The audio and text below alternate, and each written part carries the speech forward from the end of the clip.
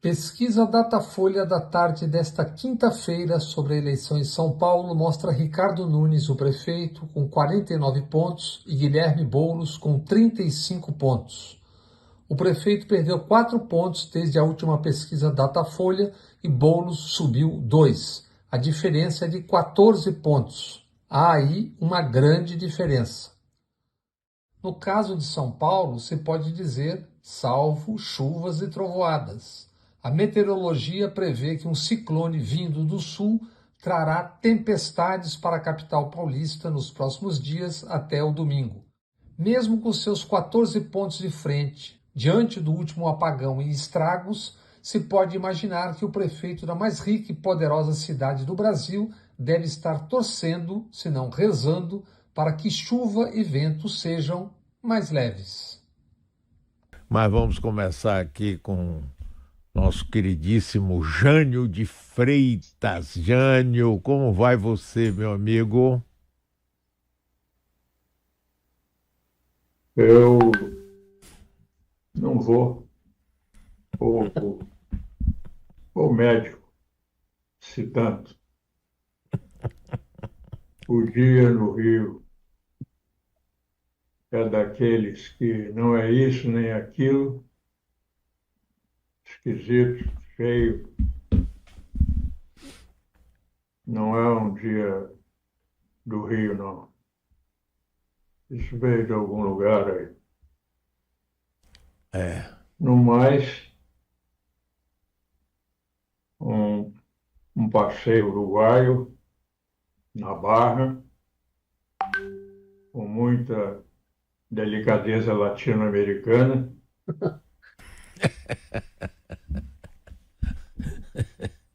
E a Avenida Brasil hoje, rapaz, interrompida. Não vamos ficar atrás do uruguaio, né?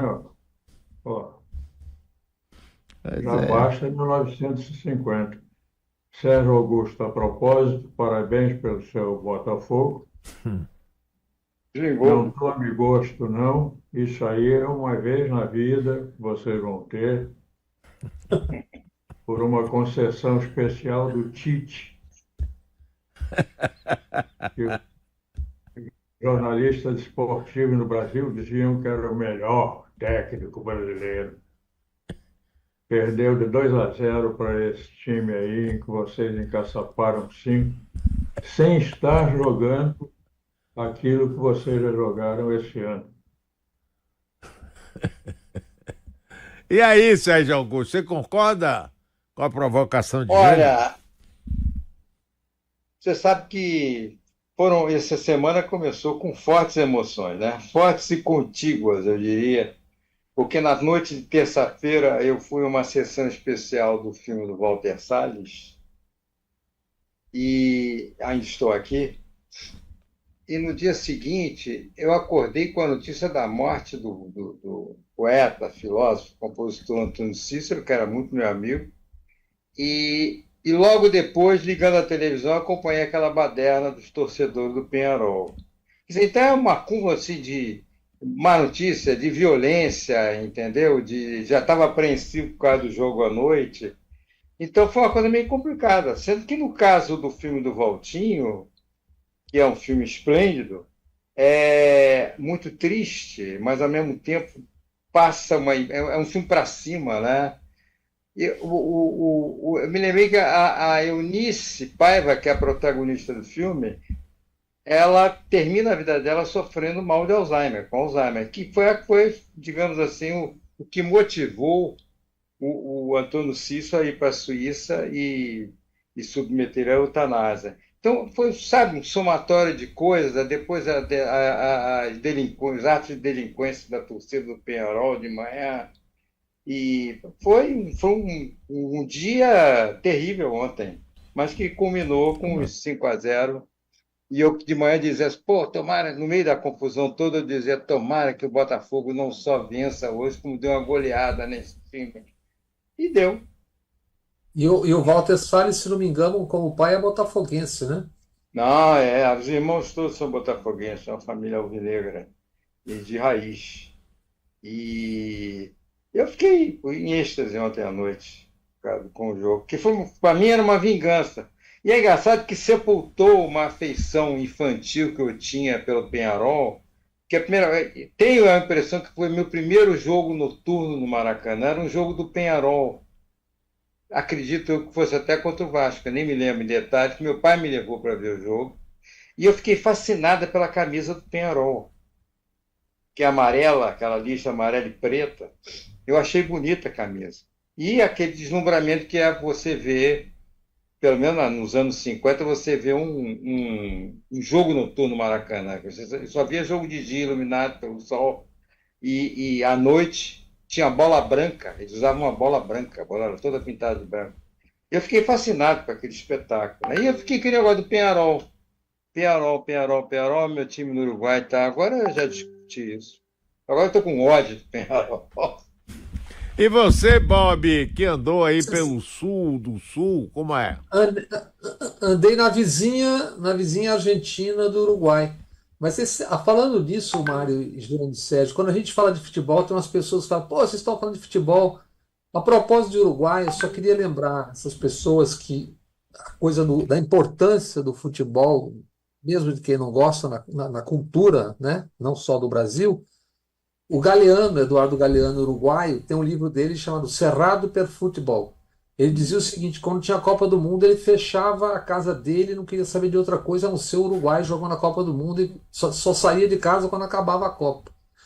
Eu andei por Buenos Aires uns dias e é espantoso o que está acontecendo, porque você anda ali no microcentro de Buenos Aires, Florida, etc., parece uma ladainha. Câmbio, câmbio, câmbio, câmbio, câmbio, câmbio, câmbio. As pessoas fazendo câmbio, vendendo câmbio o tempo todo, todo, todo, todo. E tem lá pelo menos 3 câmbios oficiais, tem mais 4, 5. É uma loucura.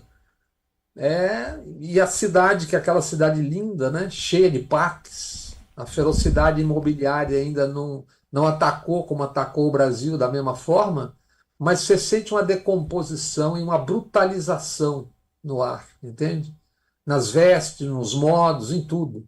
A escola naval, a ESMA, que serviu de base para a maior parte das torturas, 5 mil presos, que é um enorme território ali em Belgrano, abandonada praticamente, os funcionários é que estão tomando conta, porque o governo está deixando.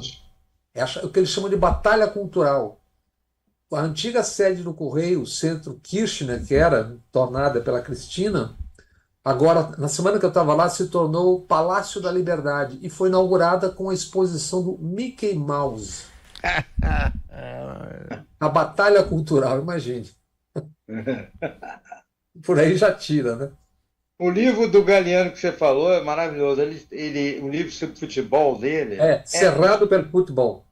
e ele tem eu não sei se é exatamente nesse livro ou em outro, que ele faz uma descrição, ele adorava o Heleno de Freitas, então ele Isso. descreve o lance do gol do Heleno de Freitas, que ele mata a bola no peito dentro da pequena área e tira 3 jogadores só nesse lance, só nesse volteio e Isso. faz o gol, né? É E, incrível. e discute a antipatia de uma certa camada da população pelo futebol. Ele fala que quem não acompanha, quem não conhece, ok, mas não conhece o que é a cultura popular, não entende o país se você não entender aquele fanatismo, aquela loucura toda, né? Jânio não torce por time nenhum, né? Não, não. Não. E aí, Jânio, o que é que nós vamos conversar agora, depois do futebol? Olha, eu inevitavelmente me, me dirijo ao que se passa em Gaza, agora também no Líbano, na Cisjordânia, no território invadido pelos israelenses, porque a televisão alemã passou há uns dias atrás, umas semanas atrás, 1 ou 2 semanas atrás, um documentário com imagens excepcionais, no sentido de exceção mesmo. A instalação colonialista que Israel faz no território da Cisjordânia, o Bob falou em Argentina, e me lembrou que até alguns anos atrás, não muito, Israel anunciava publicitariamente na Argentina convites para judeus se destinarem a Israel, e era uma oferta formidável. Escola para filhos, casa nova para morar, trabalho para marido, mulher, se quisesse, enfim, a vida viraria uma facilidade. E muita gente foi, não só da Argentina, daqui também do Brasil, do Uruguai, de outros países sul-americanos. E muitas dessas pessoas são exatamente os que estão ocupando progressivamente o território da Cisjordânia, e agora, ou enfim, já há algum tempo, mas crescentemente nos últimos tempos, cometendo as piores violências com os habitantes naturais daquela região. E é proibida a entrada, proibida pelo Exército de Israel, a entrada de jornalistas, fotógrafos, cinegrafistas nessa área já tomada por Israel, e da qual a Alemanha exibiu um documentário, não sei como foi feito, mas é simplesmente espantosa a dimensão da área já ocupada, com condomínios imensos, bairros inteiros. É uma coisa gigantesca a invasão, que não se vê na imprensa, em televisão, dada a proibição de entrada de jornalistas naquela área. E agora, pelo menos, agora se tem notícia disso, é possível que aconteça já há muito tempo, a violência brutal, com que os israelenses expulsam os moradores naturais da Cisjordânia para tomar as suas áreas cultivadas e as suas safras de azeitonas. É o que está acontecendo agora, que é a época da colheita da azeitona. Eles invadem, tomam e roubam as safras cultivadas pelos habitantes da Cisjordânia. E agora dão-se também a praticar sequestro dos filhos dessas famílias originalmente moradoras daquela região. Também isso se viu parcialmente, com muita cautela foi necessária para documentar isso, mas ficou documentado, e a TV alemã, que não brinca em serviço, exibiu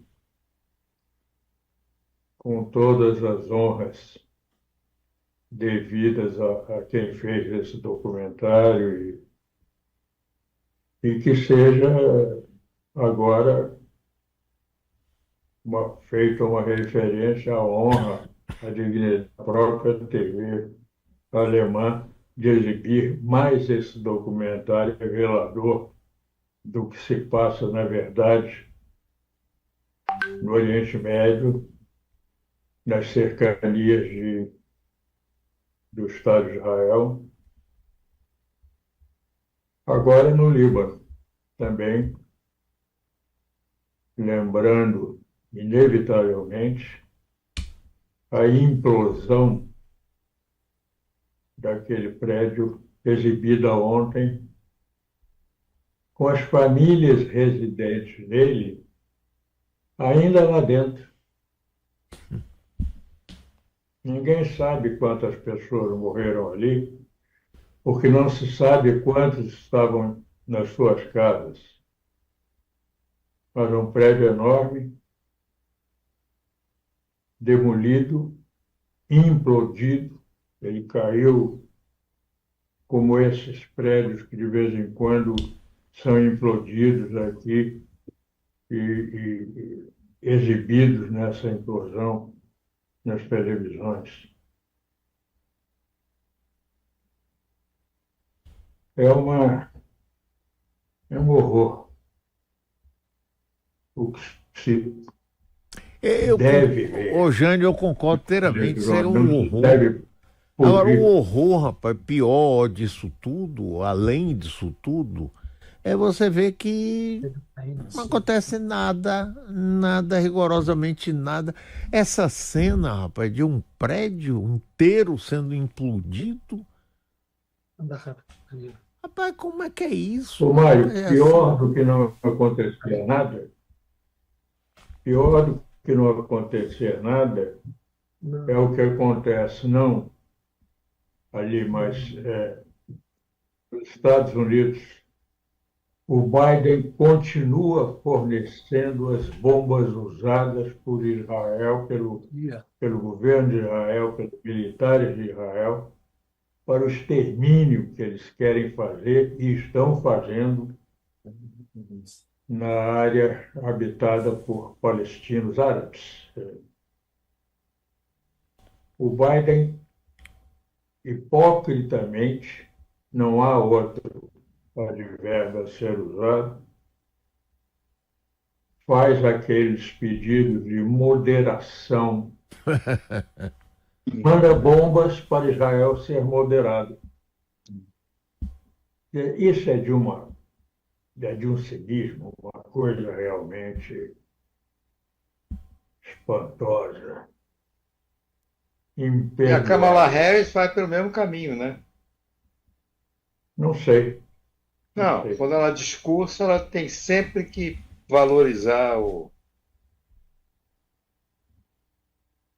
a defesa do Estado de Israel. Isso é a prioridade. As bombas agora não tem que remete para outubro, né? Ao ataque do Hamas. E fica naquilo, né? E a gente não sabe nem qual vai ser o efeito dessa guerra e da guerra da Rússia com a Ucrânia na eleição dos Estados Unidos. Mas, Bob, você estava querendo falar, estamos falando de eleições aqui no Brasil. Domingo, agora aqui na Bahia, nós vamos ter também uma disputa acirradíssima pela prefeitura de Camaçari.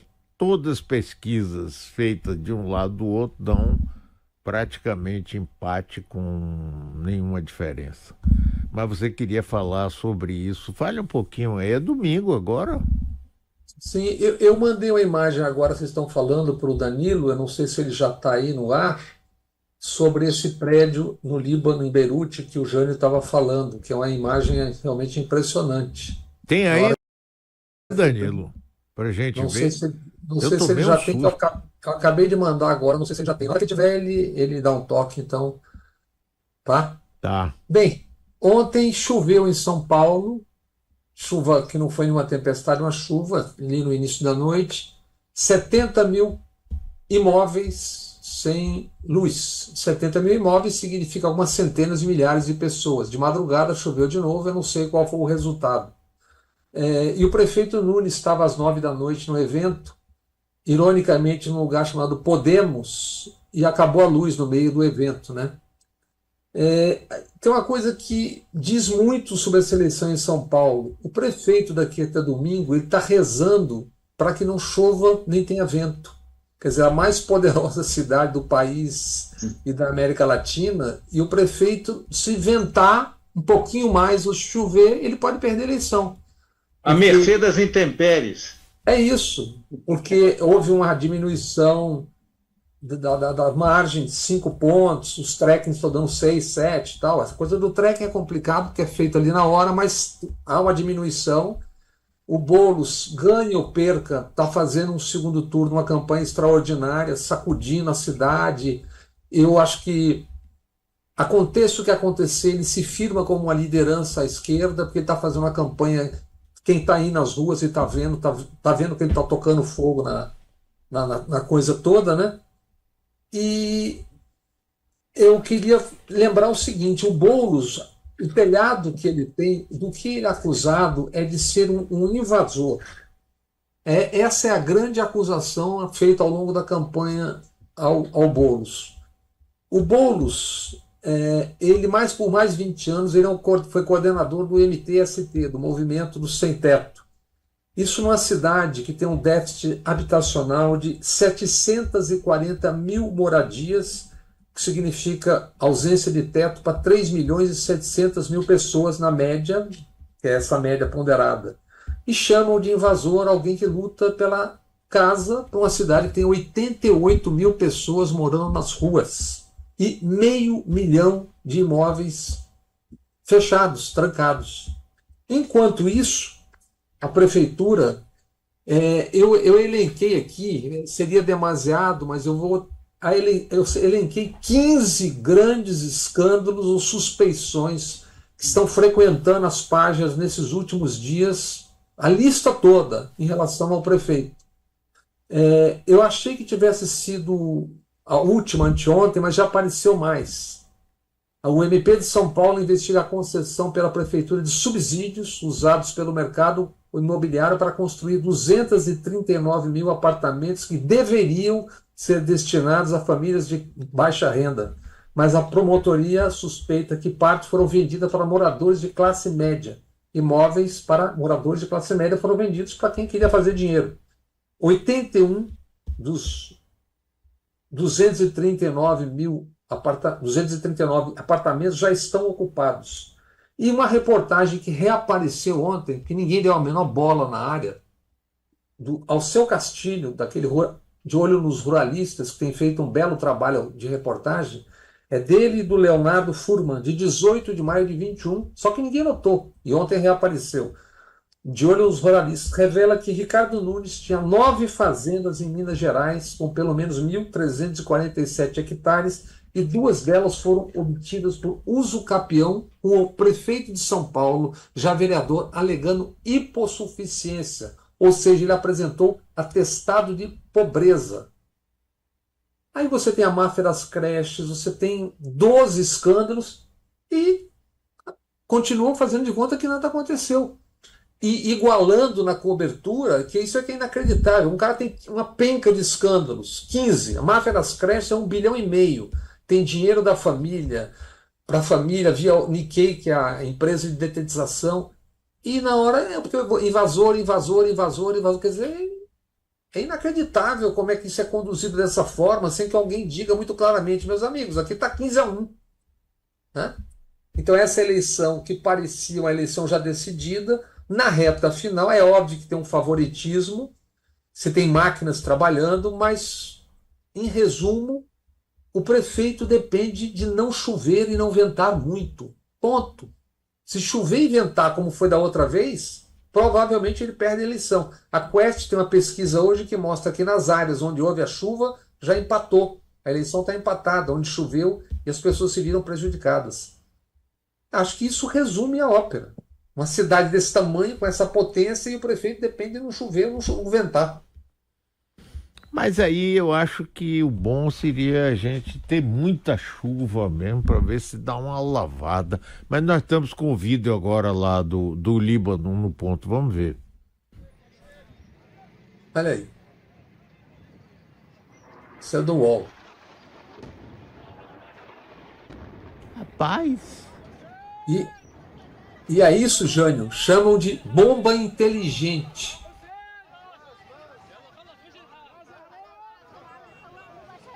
Em um segundo, quem está lá? Adeus. Qual é a justificativa para isso, gente? Vão dizer que tinha um panfleto ou um terrorista, não sei o que A escondido. justificativa do Netanyahu foi a de que nesse prédio estava um integrante do Hezbollah. Aí você mata todo mundo e derruba o prédio. Então ele derrubou o prédio, mandou derrubar o prédio, e antes que o integrante do Hezbollah pudesse sair, soltaram uma bomba lá, mandaram um foguete desse tipo aí a que você se referiu, produz uma implosão e matar quem estivesse lá por acaso, ou por morar lá, por ter ido ver um parente. Não, não acontece nada, não há nenhum problema em e, derrubar mais um prédio. Quantos ele já derrubou? cá, E a isso cobra... é na cidade em Isso é Beirute? Beirute. É, eu queria ver Beirute. de novo. Vamos embora ver. Rapaz, esse negócio é É Beirute. inacreditável, rapaz. Porra, que é isso? Bota aí. Rapaz, aí, ó.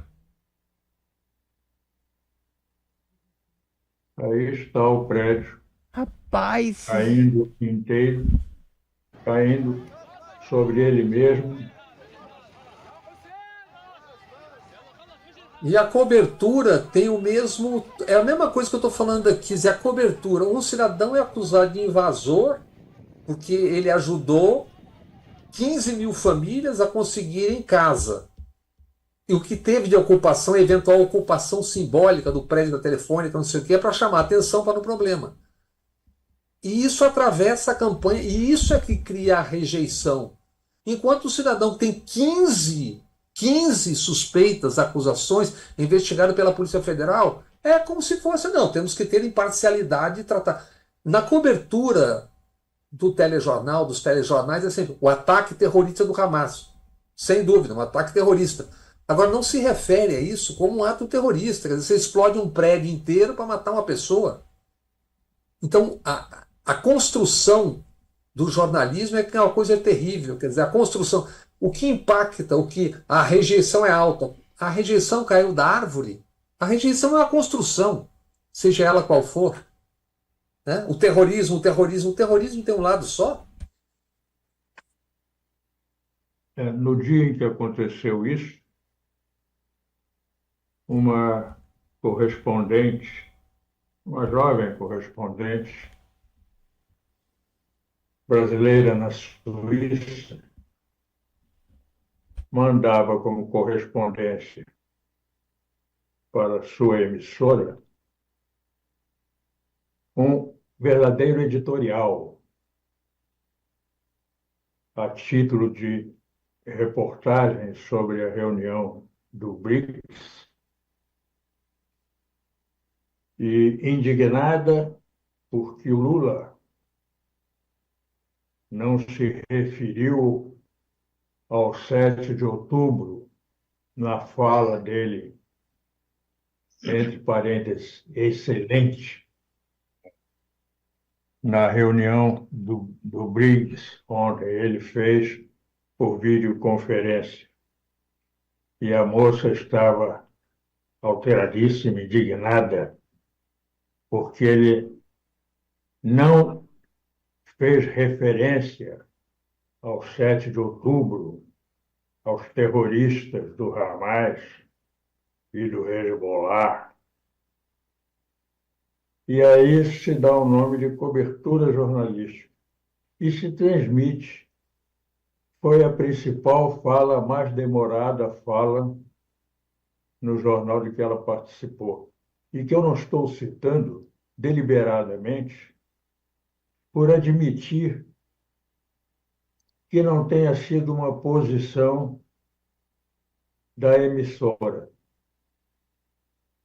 tenha sido uma correspondência posta no ar e não refletida, não repensada por quem editou o jornal, que vinha noticiando bastante razoavelmente o que se passa lá, na medida em que os correspondentes, brasileiros ou não, que estão lá, e vamos relevar no trabalho deles a dificuldade de cobertura, a dificuldade de abrir o verbo, dar as informações mais importantes e no que elas tenham de mais importante, uma vez que trabalham em área ocupada por Israel, pelos israelenses, mas vamos reconhecer que tem sido muito precária essa cobertura, não só dos correspondentes brasileiros, não, também de vários correspondentes estrangeiros ligados tanto a órgãos de imprensa, televisões e tal, como a agências. Eu ressalvo um ou outro, por exemplo, a F espanhola tem dado informações importantes, a correspondente para a Alemanha, muito sucinta, mas muito precisa também. Mas eu não posso dizer o mesmo, por exemplo, da CNN internacional. A nacional, não sei. Mas da internacional, a cobertura é simplesmente rara. E quando há, mínima. Isso equivale também à omissão, à má cobertura, ao mau papel jornalístico da maioria dos correspondentes americanos em Israel, Gaza, Líbano. Não há nada que fazer também nesse campo, também por aí. Os que talvez pudessem dizer alguma coisa. Por exemplo, Israel, os militares de Israel mataram a família do diretor da Al Jazeera em Gaza. Um jornalista conhecido em grande parte do mundo, muito qualificado, muito sério. Mataram com um tiro no rosto, quase a queima-roupa, a principal repórter em Gaza da Al Jazeera. Invadiram o prédio em Gaza, onde funcionava, onde tinham as suas redações a Al Jazeera e a Associated Press, a AP, americana. O governo americano briga furiosamente em defesa de qualquer americano que seja vítima de qualquer coisa em qualquer parte do mundo. Nem nota de reclamação com aqueles textos pobres da diplomacia americana, nem nota o governo americano emitiu contra o governo e os militares israelenses. Agora, depois de ter fechado Al Jazeera em Gaza, em Israel, fecharam. Por que fecharam Al Jazeera? A Al Jazeera é muito importante, tem feito um trabalho jornalístico muito importante, muito corajoso. É uma estação dos Emirados Árabes e não só em Gaza, ou no Líbano, ou em Israel. A Al Jazeera tem uma cobertura muito ampla no Oriente Médio e fora do Oriente Médio. É uma importantíssima base do jornalismo internacional. Foi fechada por Israel, primeiro invadida, depois, em seguida, logo em seguida, fechada. Então, o jornalismo e de que se dispõe para ter conhecimento do que realmente é a ação israelense no Oriente Médio, do que é efetivamente o Hezbollah, do que é efetivamente o Hamas, do que é efetivamente o movimento cristão no Líbano. Nada disso nos chega como efetivamente é, porque ou os próprios correspondentes se retêm, ou Israel, o Estado de Israel, o governo de Israel, os reprimem, censurando ou liquidando, exterminando. Pois é, nós estamos transmitindo Três Pontos com Jane de Freitas, Sérgio Augusto e Bob Fernandes. Bob, você estava falando da eleição de São Paulo, não é? E você falou aí, eu queria que você repetisse, porque na hora eu me distraí um pouco, essas últimas pesquisas, porque quem disputa lá é o atual prefeito, né, apoiado inclusive pelo governador e por Bolsonaro, e do outro lado, Guilherme Boulos, deputado federal do PSOL, apoiado pelo PT e por Lula. Como é que está Olha, aí? olha, o tracking, que é aquela pesquisa que eles fazem por telefone diária, cada um tem o seu. O tracking que o Lula recebeu hoje de manhã, e é claro que você tem que desconfiar sempre, mas eu não imagino que estejam mandando dado falso, porque não adianta nada, né?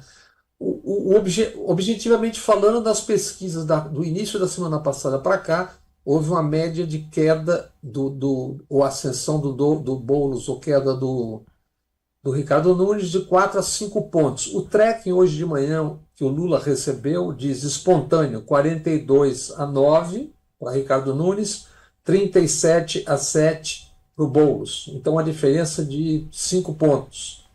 Estimulada 45 a 8, 39 a 8. Números à parte, isso vai sair o Datafolha mais tarde, aí a gente vai ver mais ou menos como está. É evidente que há uma aproximação, que é 9 pontos que estava a última no início da semana, é muito ponto ainda, né? Mas não é uma eleição já absolutamente decidida, que, como eu disse, depende do fator intempérie, depende do vento e da chuva.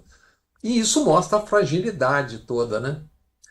Mas eu acho que um outro assunto que a gente podia tratar hoje, eu acho que aí também na Bahia e aqui, que é a violência, né? A violência, mas eu acho que o Sérgio tinha alguma coisa importante também, além da coisa do filme do Valtinho, que a gente estava conversando mais cedo, sobre Drummond, se eu não me engano, não é isso? Tem alguma coisa por aí. Diga, É que está Sérgio. chegando às livrarias um livro que eu reputo muito especial, que é O Cinema de Perto. De perto, no caso do poeta Carlos Drummond de Andrade. Reúne toda a prosa e poesia que o Drummond escreveu e produziu durante a década de 1920 a 1984. Que ele foi um crítico de cinema muito ativo no Rio e em Belo Horizonte.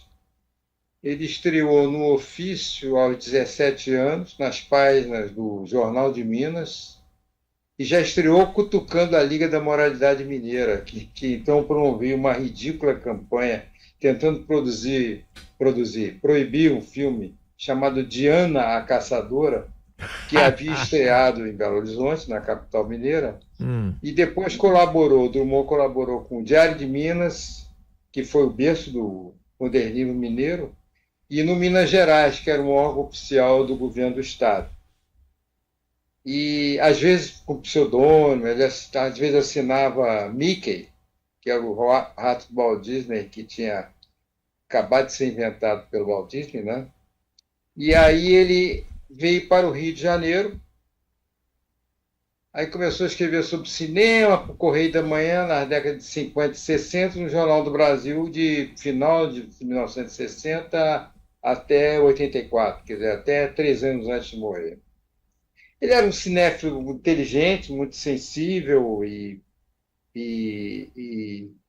mas frequentemente nostálgico e irônico.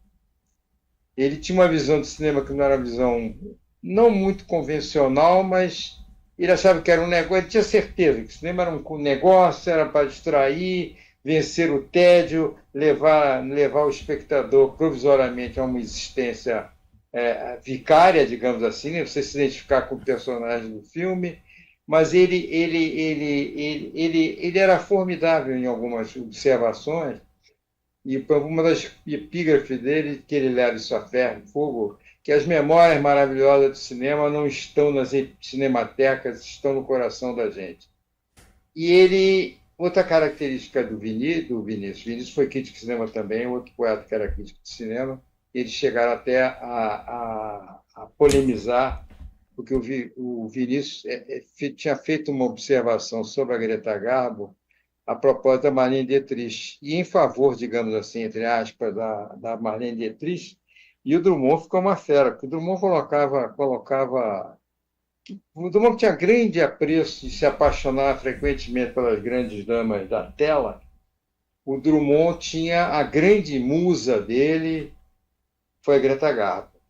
E ele chegou, inclusive, a inventar que a Greta Garbo tinha aparecido passado uns dias em Belo Horizonte, em 1929.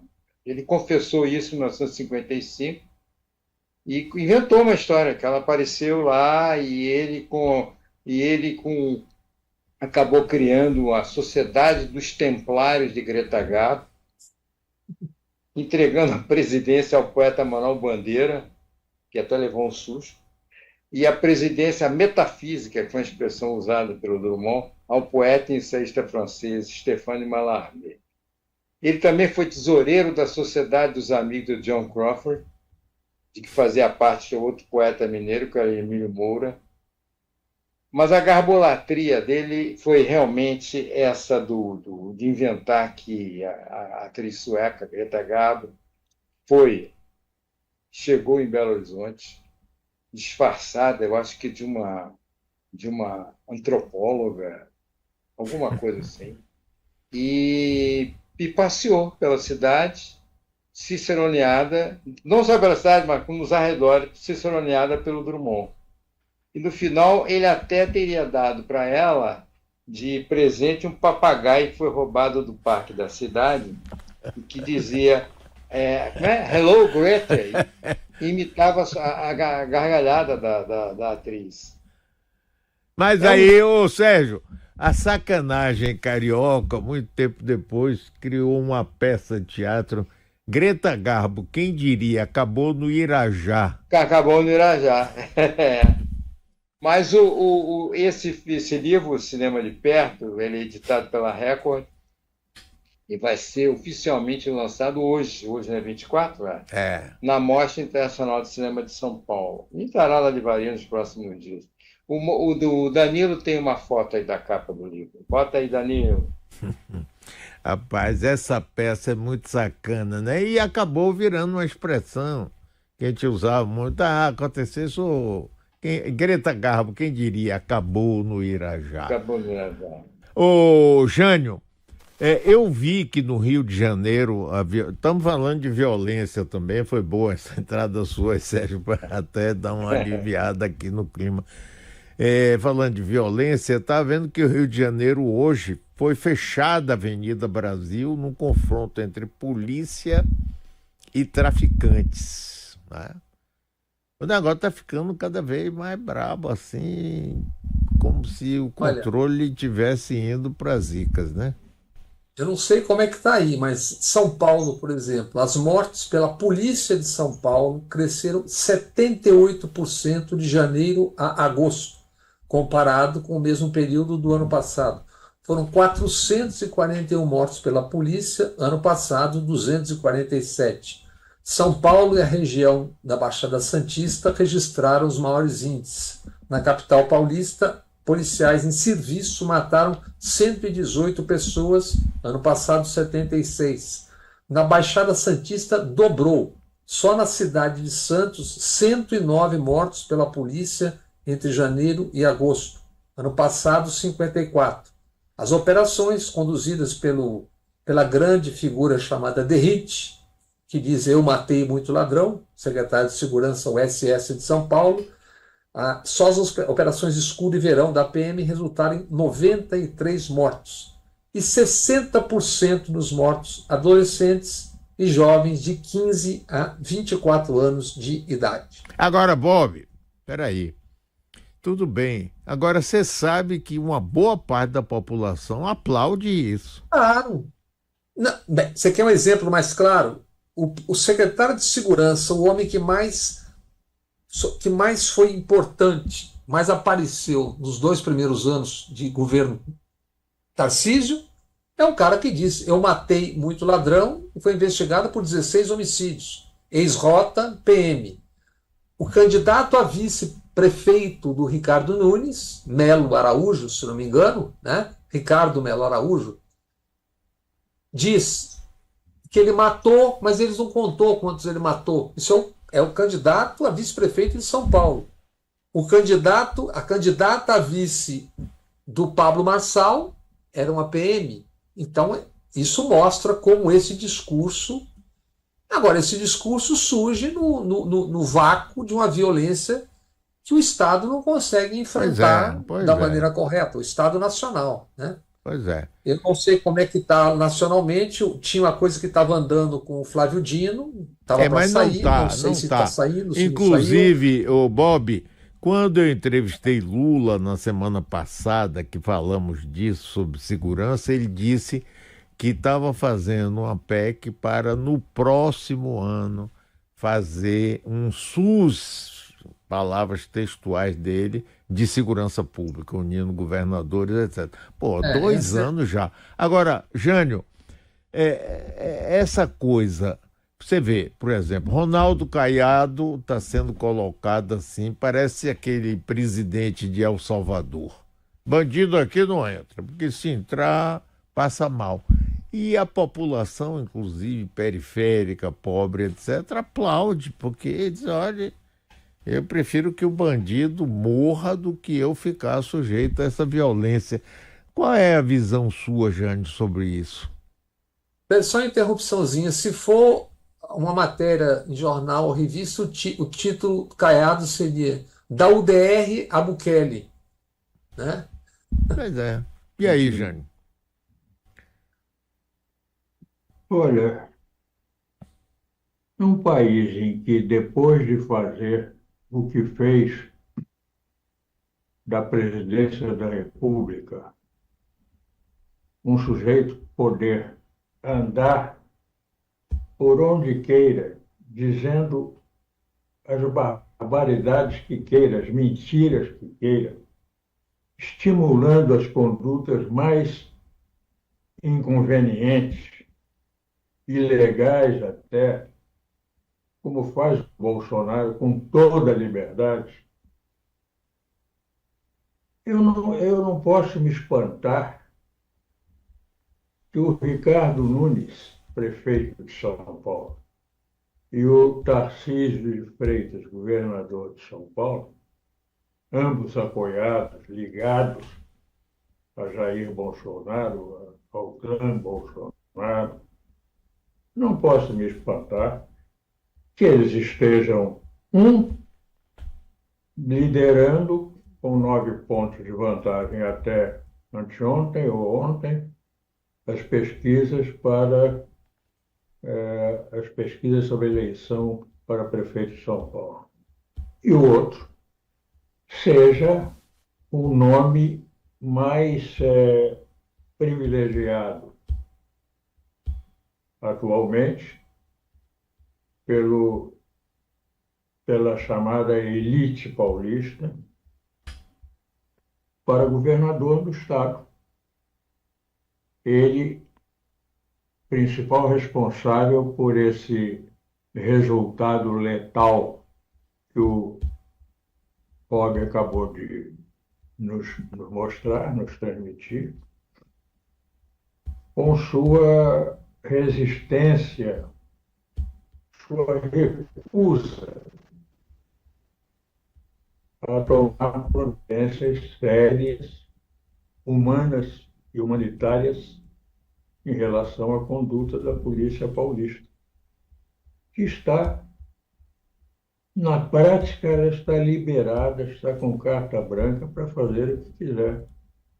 O que aconteceu na Baixada Santista é de uma clareza, sabe, de meio-dia. Pô, e ele defendendo. E defendendo porque ele é o responsável por aquilo. Ele é o responsável por isso que o Bob acabou de ler. Não é nem esses secretários de segurança e de polícia e de não sei o quê, que já mataram um 16, o outro perdeu a conta de quantos matou e por aí afora. Ambos protegidos e no exercício de cargo público dado pelo governador Tarcísio de Freitas, a um assassino pelo governador Tarcísio de Freitas, e o outro, assassino também, numeroso assassino, com um cargo público dado pelo prefeito. Indicado pelo governador Bolsonaro. Pois é, e o Bolsonaro, depois de tentar dar um golpe de Estado no Brasil, depois de ser a figura central de um levante na capital da República que atacou as sedes dos poderes constitucionais.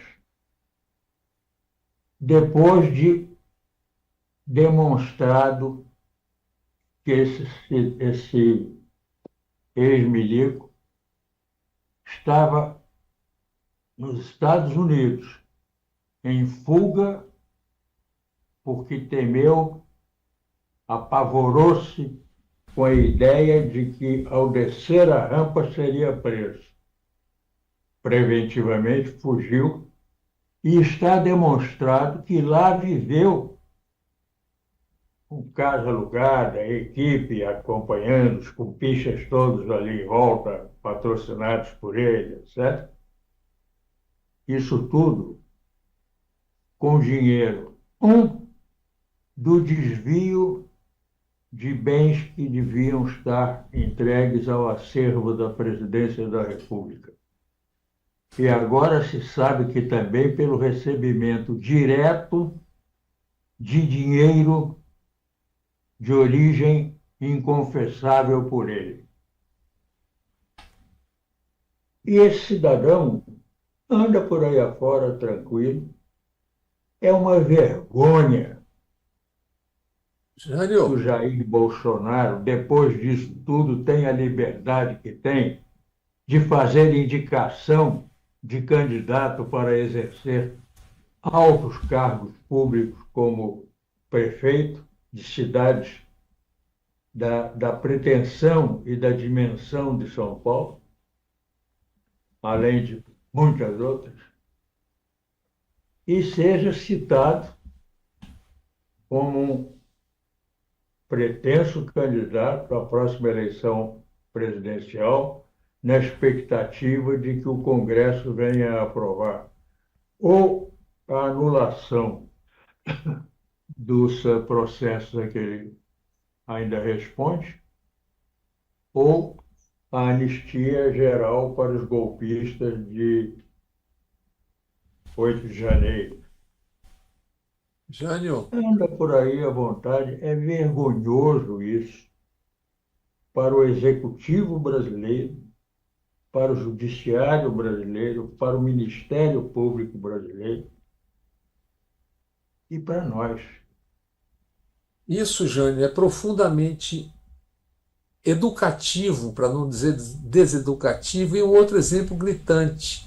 Aquele cidadão que a Zambelli, na véspera da eleição, correu atrás dele com a arma na mão, esse cara foi condenado. E a Zambelli está lá, solta, com a pilha de cometimentos que todo mundo sabe quais são, e não julgam, e não acontece nada. Quer dizer, o cidadão que correu, que foi ameaçado com a arma, foi condenado, vai ser preso. E ela está solta, sem sequer ser julgada ainda. Não lhe deram o direito a habeas corpus, né? Isso. Exatamente. Agora, Vladimir, esse que é o presidente do PL, que administra uma fortuna de 1 bilhão, disse que se Bolsonaro for preso, elege até um poste para a presidência da República. Desde que não tenham roubado o poste. É. Pois é. Agora, eu tive uma notícia instante que morreu o cineasta Vladimir Carvalho, famoso, grande cineasta brasileiro, aos 89 anos. Mas, o Sérgio, vai para o cinema hoje o novo filme de Almodóvar, né? O primeiro filme feito em inglês, que dizem No que... fundo é o segundo, ele tinha feito um filme curto que era baseado numa peça do Jean Cocteau, e esse é o primeiro longa que ele fez. Eu não vi ainda, eu não vi em sessão especial, não vi nada. E eu estou doido para ver, porque eu acho que ele está numa fase já há algum tempo formidável, e eu levo muita fé no filme. Mas enquanto isso, eu recomendo que todo mundo vá ver o filme do Walter Salles, O Ainda Estou Aqui. Mas não estreou, primoroso. só pessoas especiais como você que tem acesso até agora. Ele não Convidado. tá. Não, esse filme é bom. Aí, o filme tem um elenco.